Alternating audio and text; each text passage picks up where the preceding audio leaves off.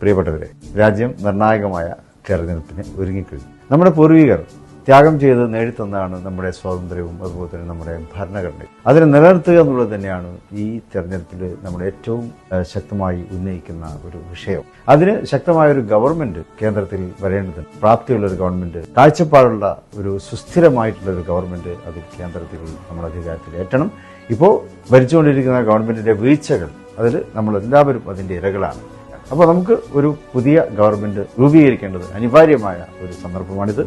അതിനുള്ള ഒരു തെരഞ്ഞെടുപ്പാണ് 18ാം ലോക്സഭയിലേക്ക് നമ്മുടെ മുമ്പിൽ വന്ന് മുട്ടിവിളിക്കുന്നത്. അപ്പോൾ അതിനെ പരമാവധി നമ്മൾ പ്രയോജനപ്പെടുത്തുക. കോൺഗ്രസിന്റെ നേതൃത്വത്തിലുള്ള ഇന്ത്യ മുന്നണി ഇന്ന് ഇന്ത്യയിൽ വളരെ പ്രതീക്ഷയും പ്രത്യാശയും നമുക്ക് നൽകി. അതിന്റെ മുന്നിൽ നിൽക്കുന്ന ശ്രീ രാഹുൽ ഗാന്ധി ആകട്ടെ പ്രത്യാശയുടെ പ്രതീകവുമാണ്. അദ്ദേഹം പറഞ്ഞൊരു കാര്യമുണ്ടല്ലോ, വെറുപ്പിന്റെ കമ്പോളത്തിൽ സ്നേഹത്തിന്റെ കട തുറക്കുക എന്നുള്ളത്. അത് വളരെ അർത്ഥവത്തായ ഒരു വാക്ക്. അതിന്റെ മുമ്പിൽ രാഹുൽ പ്രകടിപ്പിക്കുന്ന പ്രത്യാശ, ആ പ്രത്യാശയോടൊപ്പം ചേരുക എന്നുള്ളത് തന്നെയാണ് ഓരോ ഭാരതീയന്റെയും ഇന്നത്തെ കടമ.